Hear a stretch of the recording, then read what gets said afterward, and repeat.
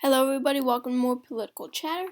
This 2024 election prediction is between Virginia Governor Glenn Youngkin and President Joe Biden, who is very unpopular right now. As of course you know, Glenn Youngkin, on the other hand, is actually very popular nationwide, especially among Republicans, because he won in the state of Virginia when a Republican was never expected to win in a state like Virginia. Now, going to the 2024 election Wikipedia page, they have a bunch of Democrats, not many Republicans, but out of the potential Republicans, they do have Glenn Youngkin right here. There he is. And you know that they don't have many, and Wikipedia listed him as a potential candidate. And Glenn Youngkin, I'll just say this: Glenn Youngkin has a lot of fans, over the nation. Now, going to the 2021 gubernatorial election, Youngkin won by 1.9%. He ran against a former governor. That's the thing, Terry McAuliffe. He ran against a former Democratic governor who is regularly popular and won. And how did he win? Well, we can blame the president, Joe Biden, because so many Americans are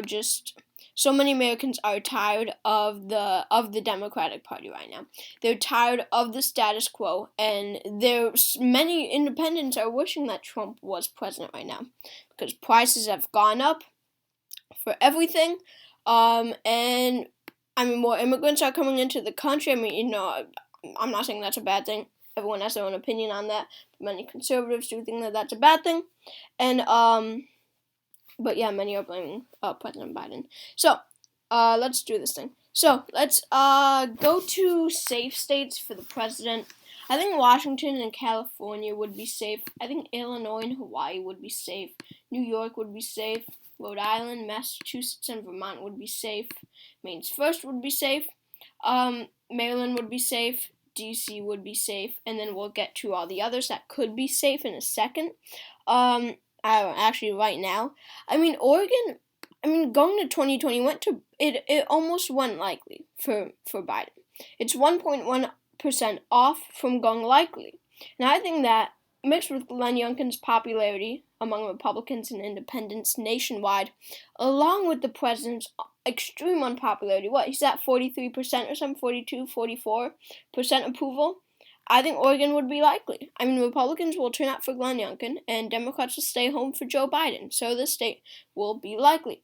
Delaware will not be likely, even though it did go only 11.5%, I believe, for Hillary Clinton in 2016. But because it is the president's home state, it will not. See, that just adds a large factor.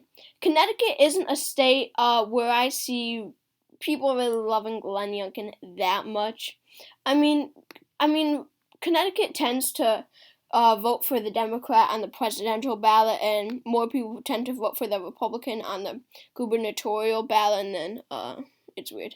I live in Connecticut, so, yeah, if you're wondering why, I'm saying this. Anyway, but yeah, Connecticut I see being safe, but, state like New Jersey, which only went to Biden by 15.9%, and Democrats should be worried about the state of New Jersey falling out of their column. It almost went likely for Biden in such a blue wave year like 2020. Goes to him by 0.9%. So, I think New Jersey will definitely, and especially saying that Hillary won by likely much in 2016, I think the state will definitely be likely in a Biden versus Youngkin scenario. So, these are the safe and likely but almost safe states. There will probably be more likely states for the president, but we will get to that. Utah, Wyoming, Idaho, and Montana will go to Youngkin solidly. North Dakota, South Dakota. Kansas will flip back into that solid column. Sorry about that. Sorry, how do I get... Sorry you can't see the names and the bar graph. Yeah, just know that you can't see the top, but just know that it's there. Alright, anyway, Nebraska at large would be safe. Nebraska's first and Nebraska's third would be safe. Oklahoma would be safe. Louisiana, Arkansas, Missouri, Tennessee, Kentucky, West Virginia. I think Indiana would be safe. I think Mississippi and Alabama will be. South Carolina will be likely. It's not going to be much of a competition there. Alaska will be like that. I see Glenn Youngkin doing pretty well in the state of Alaska. I think it could potentially be solid. But at this point in time, I will not give it to him solidly. So these are the undoubtedly, if that's a word, safe states for Glenn Youngkin. Let's get into some likely states for Glenn Youngkin. I mean, Iowa and Ohio are two states that I really see backing Glenn Youngkin. Because remember, Glenn Youngkin won the governorship by distancing himself away from Donald Trump. I say that in every video, but it's true. And Iowa and Ohio were two Obama states in 2008 and 2016, and they did vote for Trump 2016 and 2020 by remarkable margins. But I see many independents turning out for Glenn Youngkin because I see them really aligning with Youngkin's policy. Because remember, his main campaign thingy was critical race theory. No critical race theory should be taught in schools. And I see Ohio, two states with many families and many suburbs where children are going to school and learning. I see that being very, very popular in the in the states of Iowa and Ohio. So I think it would do very well in those two states. I think that Iowa could potentially be, yeah, probably Iowa. I could see Iowa potentially being solid, but not really. Texas, Texas will stay likely for the Republican Party. Trump won by 5.6%.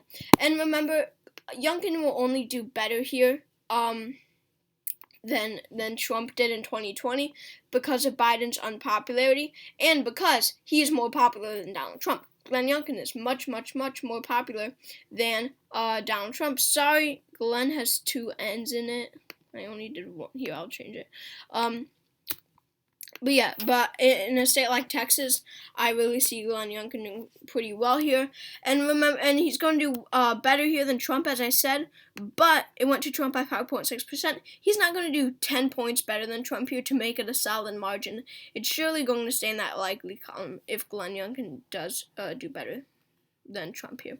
Going back to the Democratic side, I think Maine at large would be likely for Joe Biden, and I think that Maine's second would be likely for Glenn Youngkin. I think Youngkin would do pretty well here. Another rural area, I think Glenn Youngkin is going to do very well in the rural areas. Nebraska's second, I think would go Lean Youngkin. I see him doing pretty well here. And just with Biden's unpopularity, it really will hurt him in many, many, many of these states. Moving down in the Southwest, let's go to Nevada. States like Nevada are just unwinnable for the Democratic Party right now. And that's going to be for many of these states. It really will be. Arizona, Florida, Wisconsin. I won't say the others because those could be competitive, but even Pennsylvania, I'll say. I'm giving it to Glenn Youngkin. Many of these states are going to be unwinnable. And Glenn Youngkin is a popular figure. He will turn out Republicans, and with Democrats staying home, that is all you need, and that's what will bring Glenn Youngkin victory. I think that Glenn Youngkin, not necessarily in 2024, but I think in later years, 2032, 2036, sure, he will be pretty old by then, maybe 2028. I think Glenn Youngkin could be a candidate for president.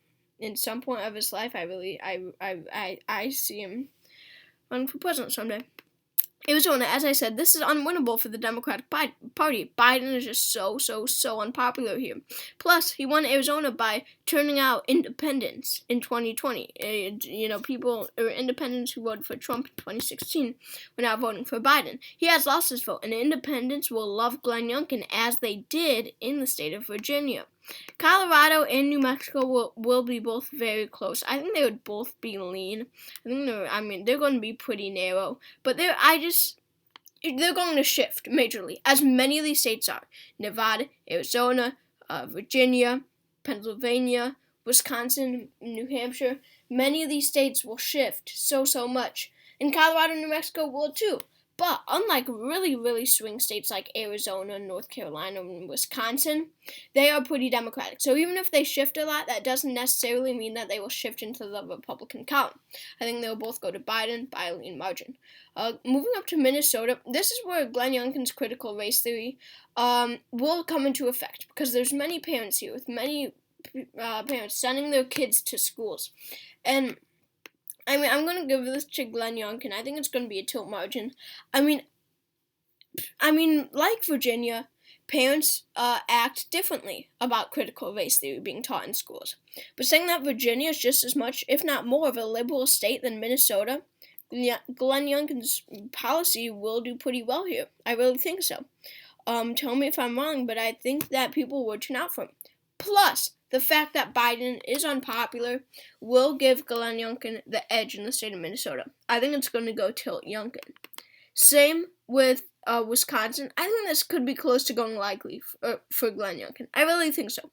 But ultimately, I do think it will go to him by 3 to 4%. This is where his critical race theory will be pretty popular. Trump won in Michigan in 2016 by a tilt margin. He turned out independents. Biden took it back in 2020. He turned out independents, and Glenn Youngkin, and then in 2020, Biden wins back those independents. Well, Glenn Youngkin is going to get those independents back. That is what's going to be so perfect about Glenn Youngkin as a political candidate. He grabs Republicans, and he grabs Trumpians and anti-Trump Republicans, and then he gathers independents and libertarians and all that, and the Constitution Party, third parties, and then he grabs moderate Democrats who are unhappy with the president, and then he unites this moderate, not so Trumpian coalition. And that is so, so powerful, especially in a state like Michigan. I'm going to change my margin to a lean margin, though. I don't think it would be tilt. Same with Pennsylvania. He will grab so many independents here, as Trump did in 2016. Glenn Youngkin will be very similar to Trump in 2016, but even more powerful. I think he would win and stay with many parents, like in Pennsylvania. Now, Virginia, I will give to Biden by a tilt margin. I know you're wondering why. If Glenn Youngkin was able to win here, because people were angered by Biden, then why is Biden able to win here? Well, I think that, like many states, like Connecticut, as I was saying, that many of these states, like Virginia, vote for the Democrat on the presidential ballot more than they do on the gubernatorial ballot. I really think so. Plus, I have no idea. Just go with it, please. Don't roast me in the comments.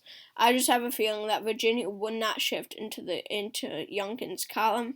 I think it would go to Biden. I really do, for some odd reason. New Hampshire, many parents, another state with many parents. I think it's going to go tilt Youngkin.